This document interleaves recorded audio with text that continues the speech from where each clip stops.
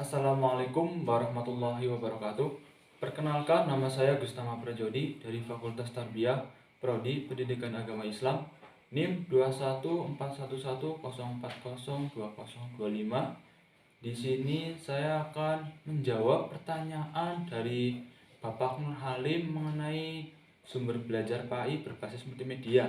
Soal yang pertama itu, apa yang dimaksud sumber belajar sebagai sumber media pelajaran dan berikan contohnya.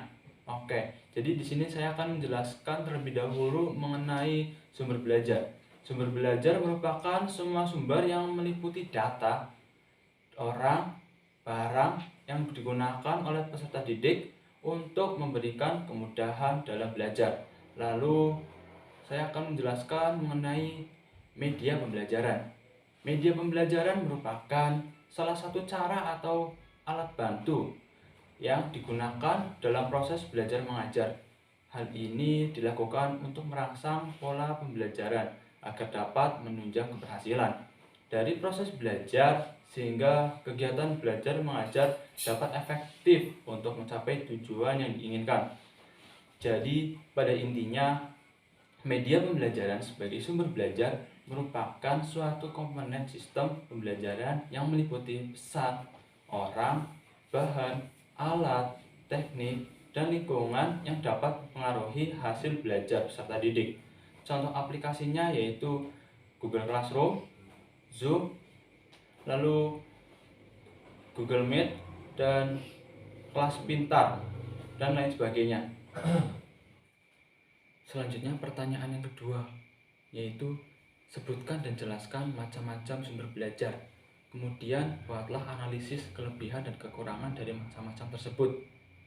Terdapat 6 macam-macam sumber belajar. Yang pertama itu pesan, manusia, bahan dan program, alat, metode, dan latar. Saya akan menjelaskan satu-satu ya. Yang pertama itu pesan.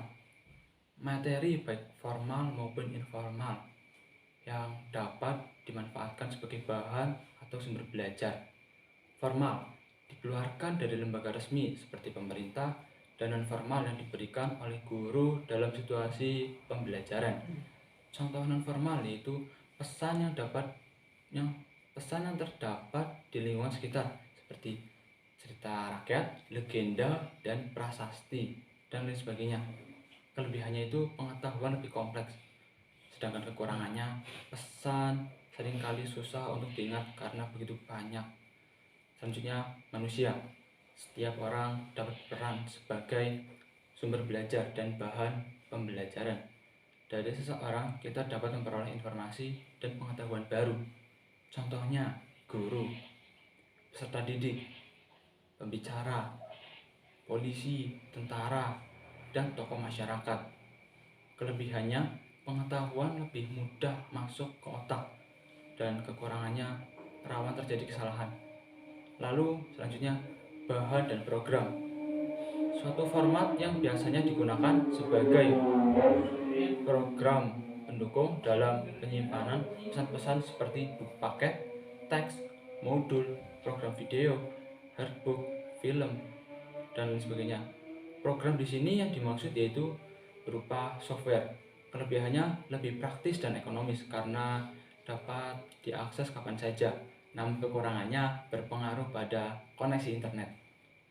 Selanjutnya, alat atau device merupakan benda-benda yang berbentuk fisik. Sering disebut juga perangkat keras atau hardware yang berfungsi sebagai sarana atau alat bantu untuk menyajikan bahan-bahan ketiga poin yang sudah saya jelaskan tadi.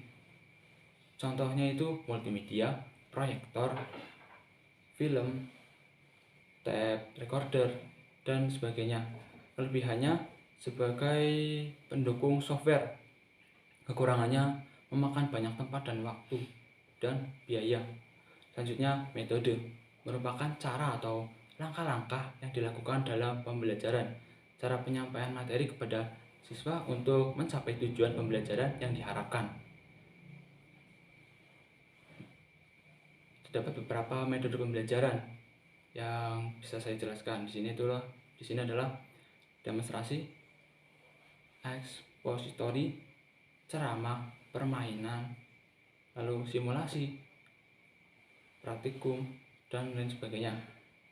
Kelebihannya itu dapat merangsang kreativitas peserta didik dalam memunculkan ide-ide dan mengembangkan daya pikir peserta didik. Kekurangannya, kesalahan guru dalam memilih metode pembelajaran dapat berakibat fatal pada peserta didik. Selanjutnya, latar atau setting merupakan situasi dan kondisi lingkungan belajar baik yang berada di sekolah maupun lingkungan yang berada di luar sekolah, baik yang sengaja direncanakan maupun yang secara khusus disiapkan.